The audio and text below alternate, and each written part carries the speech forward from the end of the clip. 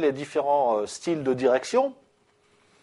Alors, d'abord, qu'est-ce qui détermine un style de direction particulier ? D'abord, la diversité des besoins des individus et des groupes.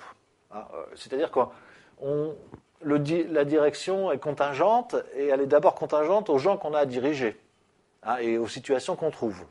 Donc ça paraît extrêmement important, et quelqu'un qui plaquerait un modèle de direction sur n'importe quelle situation, évidemment, serait voué à l'échec. Mais deuxièmement, et c'est tout aussi important que la première chose, la personnalité du dirigeant, c'est-à-dire à la fois son projet, puis sa culture, ses valeurs, eh bien, sont extrêmement importantes pour comprendre le type de direction qu'il va mettre en œuvre. C'est-à-dire qu'on n'est pas un dirigeant démocratique si en soi sommeille un chef autoritaire. C'est pas possible. On ne peut pas se forcer à être démocratique quand on est quelqu'un d'autoritaire.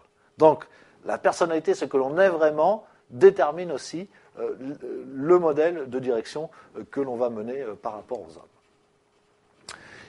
Il n'existe donc pas, dans ce cadre-là, de modèle de direction idéal. La direction est donc contingente, c'est-à-dire c'est la rencontre d'une personnalité avec une situation particulière. Et de cette rencontre va naître un mode de direction efficace ou non. Ce qui fait qu'un dirigeant peut être un bon dirigeant dans une certaine situation et dans une autre être un dirigeant médiocre alors que c'est la même personne, finalement. Alors, il y a plusieurs modèles. Le modèle le plus célèbre, sans aucun conteste possible, c'est le modèle de Rensis Likert, qui, lui, va effectivement dégager 4 grands types de styles de direction. Alors, le premier style est le style autoritaire. Donc là, le dirigeant ne consulte jamais, évidemment. Sa communication est toujours verticale et descendante. Donc, comme il ne consulte jamais, c'est jamais horizontal. Et puis, il n'est même pas intéressé par la remontée d'informations. Et lui, il se fait écouter, il se fait obéir, eh bien, précisément par la menace de sanctions, d'une manière générale. Donc, personnage là aussi très sympathique. Ensuite, on a un deuxième style qui est le style paternaliste bienveillant. Donc, lui, il va essayer de développer des relations interpersonnelles avec chacun de ses collaborateurs. Donc, ce sont des relations individuelles fondées sur la sympathie, sur la proximité, plus que la gestion de groupe. Il n'anime pas des groupes ou des équipes de travail, ce leader paternaliste, mais des relations personnelles avec les individus. Il va pratiquer généralement une faible décentralisation et délégation d'autorité, sauf quand il va juger que les tâches sont secondaires, et là, il ne va pas hésiter à s'en débarrasser. Il va pratiquer la double incitation, la politique de la carotte et du bâton. Troisième type de dirigeant ou de mode de direction, eh bien, le style consultatif. Alors, le dirigeant consultatif est quelqu'un qui prend très fréquemment l'avis de ses collaborateurs, mais ce n'est pas pour autant que ses subordonnés participent à la décision. Il demande l'avis, mais ensuite, il est seul à décider. Il privilégie généralement le travail en équipe, et il a une communication hiérarchique qui est équilibrée, c'est-à-dire que sa communication est à la fois descendante et ascendante. Il aime bien aussi les remontées d'informations. Enfin, dernier type de leader, le leader participatif. Alors, c'est le modèle qui a la préférence de l'auteur, de Rensis Likert, qui possède les caractéristiques suivantes. Donc, ce sont des équipes entières qui vont participer réellement à la décision. Le leader va essayer de développer des relations de coopération permanente avec ses subordonnés. Et puis, il va y avoir une circulation la plus large possible de l'information au sein des collaborateurs. Donc là, il y a une véritable participation à la décision, et il y a une décision, je ne sais pas si on peut l'appeler collégiale, mais en tous les cas, où chacun va pouvoir apporter sa pierre à l'édifice de la décision. Donc, encore une fois, c'est ce que préfère Likert, et pas par goût personnel, tout simplement parce qu'il dit que c'est probablement le style de direction qui est le plus efficace, parce que le plus valorisant pour les hommes. Alors, on a un autre modèle qui voit les choses d'une manière assez différente. C'est ce qu'on appelle la grille managériale de deux auteurs qui s'appellent Blake et Mouton. Alors, le modèle est le suivant.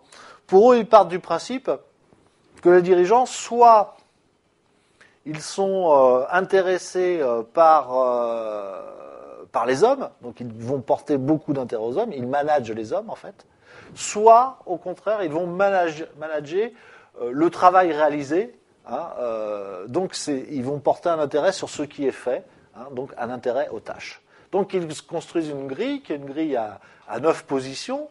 Dans l'axe vertical, eh bien, c'est l'intérêt porté aux hommes. En bas, c'est faible, en haut, c'est élevé. En bas, c'est 1, en haut, c'est 9. Et puis, dans la dimension horizontale, de gauche à droite, c'est l'intérêt porté aux tâches. Donc, c'est faible 1 à gauche et élevé à droite. Et il distingue 5 positions qui sont des positions emblématiques, même si, évidemment, la situation d'un leader en particulier peut se retrouver dans n'importe quelle des 81 cases de cette matrice. Alors, la position A1, d'abord, c'est celle qui est la plus faible dans la matrice, donc où le dirigeant apporte un faible intérêt aux hommes et un faible intérêt aux résultats de leur travail, à leur travail. Donc c'est un style que l'on appelle de management appauvri, hein, et qui est insuffisant, hein, le leader est carrément insuffisant, et qui remet en cause donc ses qualités et sa pérennité à la tête de l'organisation. Il n'est ni intéressé par les hommes, ni intéressé par le résultat des hommes, donc c'est quelqu'un de distant et qui est totalement insuffisant. Si on prend la position 1-9, maintenant, donc, qui est caractérisée par un fort intérêt porté aux hommes et aux besoins du personnel, alors, c'est quelqu'un, ce leader-là est très attaché à la qualité des relations humaines dans l'entreprise, mais il n'est trop peu branché, effectivement, sur le résultat du travail. On parle d'entreprise conviviale, on parle aussi de management country club. Donc ça porte bien son nom. Effectivement, s'il y a des collaborateurs qui ont une forte conscience professionnelle, ça peut bien marcher. Autrement, c'est aussi une incitation à en faire le minimum. Hein, donc ça peut être totalement insuffisant du point de vue de la direction des affaires en elle-même. La position intermédiaire 5-5, donc où on a l'intérêt moyen porté et aux hommes et aux tâches. Et là, ce qui est intéressant, c'est qu'il y a un équilibre qui est recherché entre les deux. C'est important de se soucier de ses collaborateurs, c'est important aussi de se soucier des résultats apportés à l'entreprise. Alors, donc le management est équilibré. Probablement, c'est une étape importante pour arriver à la position qui a la préférence de nos auteurs, c'est-à-dire la position 9-9, comme nous allons le voir dans 2 secondes. Alors la quatrième position, au contraire, c'est la position 9-1. Donc ça, c'est le management taylorien. Il y a un très fort intérêt à porter aux résultats, à la productivité, quel est l'effort, quel est le profit rapporté, etc. Donc ça, c'est le management taylorien. Et par contre, les hommes, on les néglige complètement, ils sont totalement interchangeables. Donc ça, c'est un management qui est en voie de disparition parce que dans le monde actuel, il ne peut plus fonctionner. Enfin, la position 9-9, qui est la position du manager d'excellence, en quelque sorte. Hein, donc ce serait un idéal type au sens weberien du terme.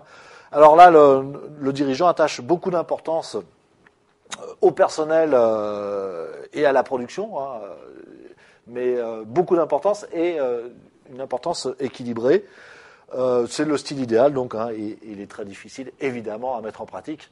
Donc, l'essentiel des managers se situe plutôt dans le centre de la matrice, plutôt que sur cette extrémité-là.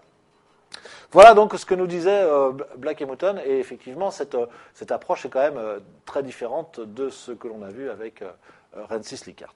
Alors, troisième approche, une approche encore différente, donc complémentaire, celle de Tannenbaum et Schmidt.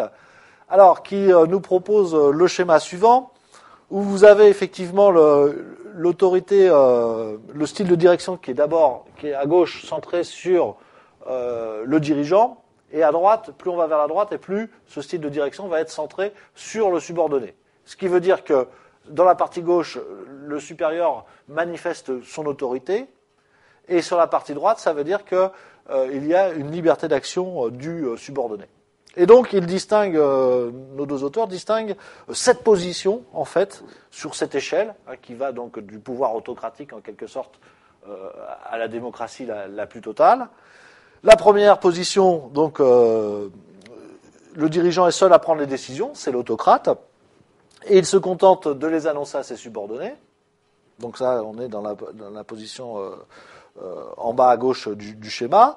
La deuxième position, le dirigeant prend seul les décisions, mais il va les expliquer, les vendre, entre guillemets, à ses collaborateurs.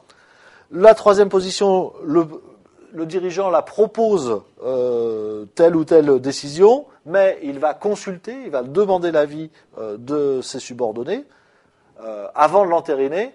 Donc il y a un simulacre de consultation, si vous voulez. Dans la quatrième position, le dirigeant propose une décision, mais se déclare prêt à en changer si on arrive à le convaincre qu'il y a mieux à faire. D'accord ? Donc là, on est encore un petit peu plus consultatif. Dans la cinquième position, le dirigeant présente un problème à résoudre et demande l'avis de ses collaborateurs avant de prendre une décision. Donc là, il demande à être éclairé par les compétences des collaborateurs. Dans la sixième position, le dirigeant fixe un cadre à la prise de décision et va laisser les subordonnés décider. Donc là, on est sur une décision qui est vraiment prise en commun. Et au dernier niveau, dans la liberté d'action totale des subordonnés, eh bien, le dirigeant fait confiance à ses collaborateurs, qui doivent respecter bien sûr un certain nombre de contraintes, mais qui auront toute latitude pour décider sur telle ou telle question. Donc, voilà les différentes palettes, si vous voulez, d'autonomie que l'on peut laisser à ses subordonnés dans le cadre d'une fonction de direction. Donc, l'analyse est quand même assez fine et assez intéressante.